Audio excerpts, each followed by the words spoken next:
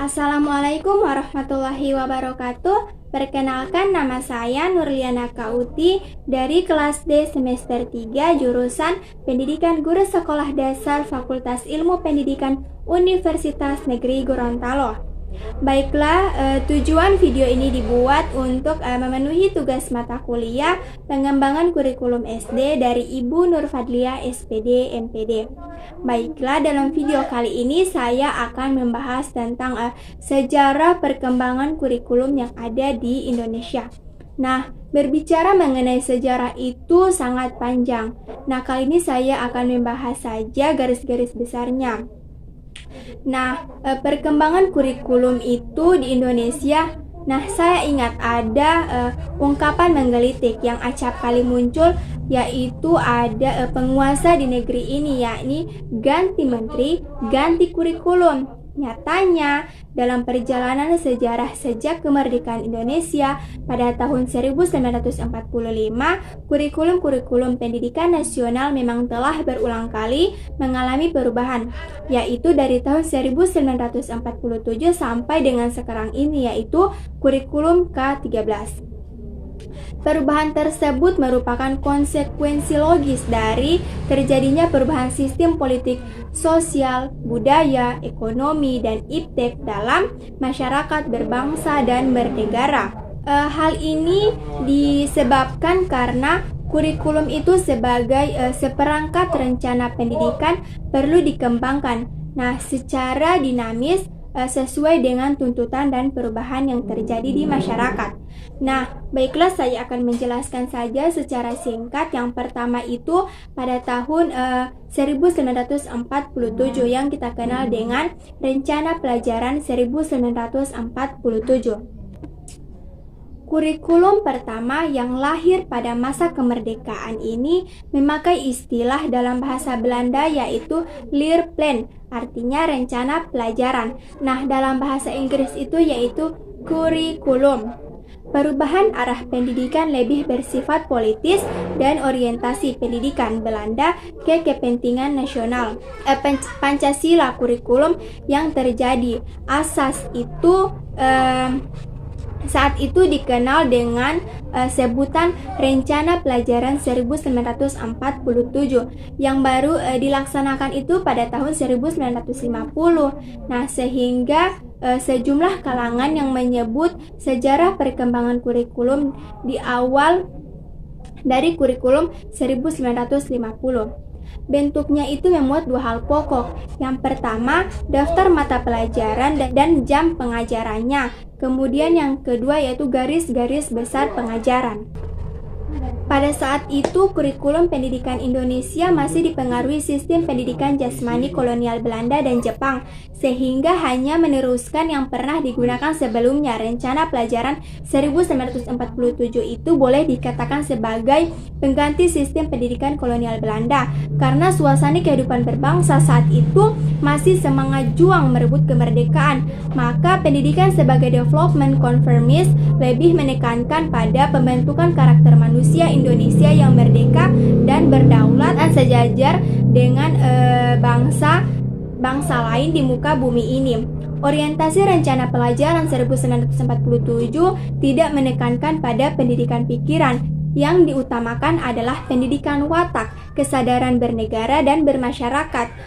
Materi pelajaran itu dihubungkan dengan kejadian-kejadian sehari-hari, perhatian terhadap kesenian dan pendidikan jasmani. Kemudian yang kedua yaitu kurikulum pada tahun 1952 yang dikenal dengan Rencana Pelajaran Terurai 1952. Setelah Rencana Pelajaran 1947, pada tahun 1952 kurikulum di Indonesia mengalami penyempurnaan. Kurikulum ini lebih merinci setiap mata pelajaran yang kemudian diberi nama Rencana Pelajaran Terurai. Kurikulum ini sudah mengarah pada suatu sistem pendidikan nasional yang paling menonjol dan sekaligus ciri dari kurikulum ini adalah rencana pelajarannya itu harus memperhatikan isi pelajaran yang dihubungkan dengan kehidupan sehari-hari. Nah, dalam silabus mata pelajaran juga menunjukkan secara jelas bahwa seorang guru mengajar satu mata pelajaran. Kemudian perubahan yang ketiga yaitu kurikulum pada tahun 1964 yang dikenal dengan Rencana Pendidikan 1964. Nah, usai pada tahun 1952 menjelang tahun 1964, pemerintah kembali lagi dan lagi menyempurnakan sistem kurikulum di Indonesia. Kali ini diberi nama dengan Rencana Pendidikan 1964. Pokok-pokok pikiran pada kurikulum ini menjadi ciri dari kurikulum ini adalah bahwa pemerintah itu mempunyai keinginan agar rakyat mendapat pengetahuan akademik sehingga untuk pembekalan pada jenjang SD, sehingga pembelajarannya itu lebih dipusatkan pada program Pancawardhana, yaitu pengembangan moral, kecerdasan, emosional atau artistik, keprigelan, dan jasmani. Adapun yang menyebut Pancawardhana ini berfokus pada pengembangan daya cipta rasa, karsa, karya, dan moral. Nah, dalam kurikulum ini mata pelajaran itu lebih diklasifikasikan dalam 5 kelompok bidang studi: moral, kecerdasan emosional, artistik, keprigelan atau keterampilan, dan jasmani. Pendidikan dasar itu lebih menekankan pada pengetahuan dan kegiatan fungsional praktis. Kurikulum pada tahun 1968 ini merupakan kurikulum pada masa awal Orde Baru, sehingga kelima unsur dalam Pancawardhana tersebut harus menjadikan manusia Indonesia yang Pancasila yang berdasar kepada kelima sila Pancasila. Kemudian untuk mencapai tujuan-tujuan tersebut, setiap mata pelajaran itu dikelompokkan dalam 3 kelompok besar, yaitu kelompok kecakapan khusus, kelompok pembinaan pengertian dasar, dan kelompok pembinaan Pancasila. Nah, kurikulum pada tahun 1968 ini merupakan kurikulum itu yang bersifat sentralistik, dalam artian bahwa kurikulum merupakan kebijakan yang telah ditetapkan oleh pemerintah, sedangkan sekolah hanya sebagai pelaksana saja dari kebijakan yang telah ditetapkan. Nah, pendekatan yang digunakan menggunakan pendekatan subject matter atau berpusat pada ilmu pengetahuan. Implikasi dari pendekatan ini adalah proses pembelajaran itu lebih berorientasi pada penguasaan materi pembelajaran, sehingga peran siswa dalam proses pembelajaran itu sangat-sangat pasif. Kemudian yang kelima yaitu kurikulum pada tahun 1975. Sebagaimana kurikulum sebelumnya, yaitu kurikulum 1975 ini merupakan kurikulum yang bersifat sentralistik atau dibuat oleh pemerintah pusat dan sekolah tinggal melaksanakan. Untuk memahami kurikulum ini maka dapat dilihat dari orientasi yang digunakan, mata pelajaran yang diberikan, proses pembelajaran yang dilakukan, pendekatan yang dipakai, dan proses evaluasi yang diterapkan. Adapun penjelasannya yaitu yang pertama, orientasi yang digunakan dalam kurikulum ini adalah orientasi tujuan. Baiklah, saya akan menjelaskan apa sih yang dimaksud dengan orientasi tujuan itu. Orientasi tujuan itu adalah setiap pembelajaran harus diupayakan semaksimal mungkin untuk mencapai tujuan yang ditetapkan. Dalam pelaksanaannya, setiap tujuan itu dijabarkan ke dalam tujuan umum dari tujuan khusus yang spesifik dan terukur dalam bentuk perbuatan yang dapat dilakukan oleh siswa. Dengan berorientasi pada tujuan ini, setiap guru itu harus dituntut untuk memahami setiap tujuan yang ditetapkan dan bagaimana menerapkan dalam proses pembelajaran di kelas. Kemudian yang kedua adalah mata pelajaran yang disajikan. Terdiri dari bidang studi. Jumlah mata pelajaran untuk SD ada 9 bidang studi, sedangkan untuk SMP dan SMA itu ada 11 bidang. Kemudian yang ketiga itu ada proses pembelajaran bersifat integratif. Artinya, setiap mata pelajaran yang diberikan itu kesemuanya harus secara bersamaan. mendukung untuk tercapainya tujuan akhir pendidikan. Dalam implementasi kurikulum ini banyak menekankan pada pemberian stimulus atau respon atau menganut aliran psikologi behaviorisme serta latihan dengan mempertimbangkan efisiensi dan efektivitas penggunaan kemampuan sekolah dan guru serta efisiensi waktu. Kemudian yang keempat itu ada pendekatan yang dipakai dalam kurikulum adalah pendekatan sistem yang disebut dengan PPSI, proses pengembangan sistem instruksional. Pendekatan sistem berarti bahwa pembelajaran adalah sebuah interaksi antara komponen-komponen pembelajaran. Nah, dalam pendekatan sistem ini minimal dibutuhkan 3 kemampuan, yaitu ability. Yang pertama itu kemampuan merumuskan tujuan-tujuan secara operasional. Kemudian yang kedua itu kemampuan mengembangkan deskripsi tugas-tugas secara lengkap dan akurat. Kemudian ada yang ketiga itu kemampuan melaksanakan analisis tugas-tugas. Nah, kemudian yang kelima ada evaluasi formatif pada setiap akhir subbab dan evaluasi sumatif pada akhir bab. Nah, sehingga evaluasinya itu terdiri dari evaluasi antara dan evaluasi akhir. Nah, kemudian yang keenam itu ada kurikulum pada tahun 1984. Nah, kurikulum ini merupakan kurikulum penyempurnaan dari kurikulum sebelumnya. Dalam kurikulum ini, teori belajarnya tidak lagi menggunakan behavioris, tetapi lebih merangkul teori-teori humanis yang berpusat pada peserta didik dan berorientasi kepada prosesnya.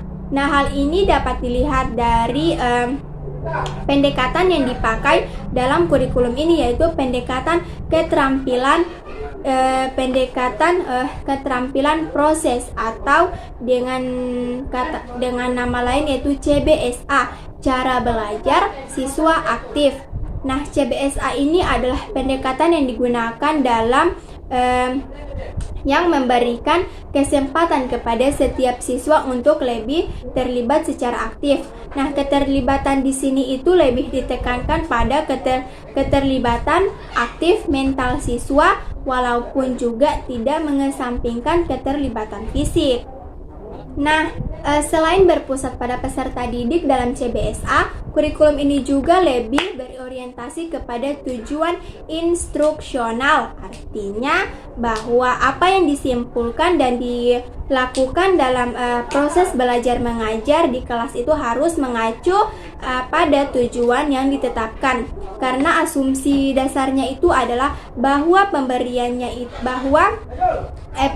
pengalaman belajar di dalam kelas sangatlah terbatas, sehingga proses pembelajarannya itu harus benar-benar fungsional dan efektif untuk mencapai tujuan yang ditetapkan. Oleh karena itu, sebelum menentukan materi maupun proses pembelajarannya, maka guru harus merumuskan terlebih dahulu tujuan yang akan diharapkan dan serangkaian proses yang akan dilakukan. Nah, kemudian kurikulum tahun 1994. Sebenarnya kurikulum 1994 ini merupakan kurikulum penyempurnaan dari kurikulum 1984. Nah, dalam proses pembelajarannya untuk kurikulum 1994 ini masih menggunakan pendekatan CBSA, tetapi ini telah mengenal istilah-istilah life skill atau pendidikan kecakapan hidup. Nah, pendidikan kecakapan hidup ini sebagaimana dikatakan Sukamara yang mengutip Depdiknas adalah suatu kecakapan yang harus dimiliki seseorang untuk berani menghadapi problem hidup problem hidup dari kehidupan dengan wajar tanpa merasa tertekan. Kemudian dengan kecakapan tersebut, siswa secara produktif dan kreatif secara aktif dan kreatif dapat mencari serta menemukan solusi di setiap permasalahan sehingga mampu mengatasinya.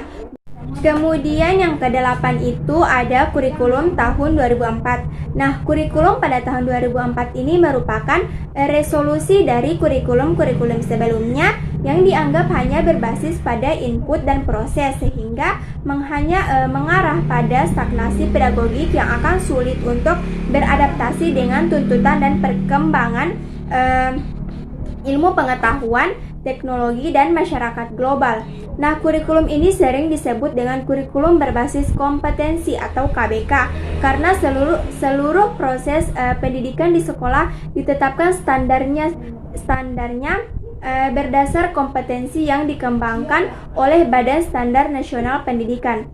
Nah, kurikulum berbasis kompetensi ini dapat diartikan sebagai suatu konsep kurikulum yang menekankan pada kemampuan melakukan atau kompetensi tugas-tugas dengan standar performasi tertentu, sehingga hasilnya dapat dirasakan peserta didik berupa seperangkat kompetensi tertentu. Nah, standar-standar kompetensi tersebut merupakan acuan utama setiap proses yang terjadi di sekolah. Tujuan utama kurikulum ini adalah untuk memandirikan atau memberdayakan sekolah dalam mengembangkan kompetensi yang akan disampaikan kepada peserta didik sesuai dengan kondisi lingkungan. Nah, sedangkan komponen-komponen pokok kurikulum ini sebagaimana dikatakan Sukamara, yaitu yang pertama, kurikulum dan hasil belajar yang memuat pengembangan kompetensi peserta didik. Kemudian yang kedua, penilaian berbasis kelas yang memuat prinsip, sarana dan pelaksanaan penilaian berkelanjutan yang akurat dan konsisten. Kemudian yang ketiga itu kegiatan belajar mengajar yang memuat gagasan pokok tentang pembelajaran untuk pencapaian kompetensi dan gabungan ilmu pedagogik dan andragogik. Kemudian yang keempat itu ada kurikulum pemberdayaan tenaga kependidikan dan pengembangan sistem informasi kurikulum. Jika dilihat dari konsep dasar PBI tersebut, kurikulum berbasis kompetensi merupakan suatu model kurikulum yang memfokuskan sasarannya itu kepada kemampuan atau penguasaan kompetensi dalam bidang-bidang praktis. Nah, sehingga kurikulum berbasis kompetensi ini merupakan model kurikulum yang dikembangkan dari kurikulum teknologis. Kemudian yang ke-9 yaitu kurikulum tahun 2006. Nah, kurikulum tahun 2006 ini sering disebut dengan kurikulum tingkat satuan pendidikan atau KTSP yang merupakan kelanjutan dari kurikulum berbasis kompetensi. Nah, sebagaimana dijelaskan oleh BSNP bahwa KTSP adalah kurikulum operasional yang disusun oleh dan dilaksanakan di masing-masing satuan pendidikan. Nah, KTSP terdiri dari tujuan pendidikan tingkat satuan pendidikan, struktur dan muatan kurikulum tingkat satuan pendidikan, kalender pendidikan, dan silabus. Nah, dalam KTSP ini setiap satuan pendidikan berhak dan diberi otonom seluas-luasnya untuk mengembangkan kurikulumnya. Nah, sekolah memiliki wewenang luas untuk mengembangkan secara mandiri sesuai dengan kebutuhan dan kondisi masing-masing sekolah. Nah, kurikulum ini sebagaimana dikatakan Mulyas bahwa mempunyai kekhasan tersendiri, yaitu yang pertama KTSP dikembangkan sesuai dengan kondisi potensi sekolah atau daerah, karakteristik peserta didik dari satuan pendidikan tersebut. Kemudian yang kedua itu ada kurikulum dikembangkan oleh satuan pendidikan bersama dengan komite sekolah berdasarkan kerangka dasar kurikulum dan kompetensi muatan di bawah supervisi pendidikan kota atau kabupaten atau departemen agama. Kemudian yang ketiga itu mengacu kepada standar nasional pendidikan. Kemudian kurikulum yang terakhir yang kita gunakan saat ini adalah kurikulum K13 atau kurikulum 2013. Pemerintah melakukan pemetaan kurikulum berbasis kompetensi yang pernah diuji cobakan pada tahun 2004. Nah, kompetensi ini dijadikan sebagai acuan dan pedoman bagi pelaksanaan pendidikan untuk mengembangkan berbagai ranah pendidikan. pengetahuan, keterampilan, sikap, dan seluruh jenjang dan jalur pendidikan, khususnya pada jalur pendidikan sekolah. Nah, kurikulum 2013 berbasis kompetensi ini memfokuskan pada pemerolehan kompetensi-kompetensi tertentu oleh peserta didik. Nah, oleh karena itu, kurikulum itu mencakup sejumlah kompetensi dan seperangkat tujuan pembelajaran yang dinyatakan sedemikian rupa sehingga itu pencapaiannya dapat diamati dalam bentuk perilaku atau keterampilan peserta didik sebagai suatu kriteria keberhasilan. Kegiatan pembelajaran ini perlu diarahkan untuk membantu peserta didik menguasai sekurang-kurangnya tingkat kompetensi minimal agar mereka dapat mencapai tujuan-tujuan yang telah ditetapkan sesuai dengan konsep belajar tuntas dan pengembangan bakat. Setiap peserta didik itu harus diberi kesempatan untuk mencapai tujuan sesuai dengan kemampuan dan kecepatan belajar masing-masing.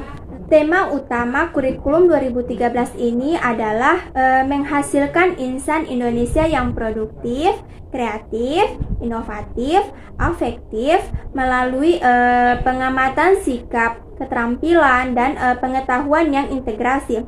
Untuk mewujudkan hal tersebut dalam implementasi kurikulum ini, guru juga harus dituntut secara profesional merancang pembelajaran yang secara efektif dan bermakna, mengorganisir pembelajaran, memilih pendekatan pembelajaran yang tepat, menentukan prosedur pembelajaran dan pembentukan kompetensi baik secara efektif serta menetapkan kriteria keberhasilan. Baik, itulah pemaparan materi dari saya yang secara singkat, yaitu sejarah perkembangan kurikulum di Indonesia. Nah, baiklah, terima kasih. Wassalamualaikum warahmatullahi wabarakatuh.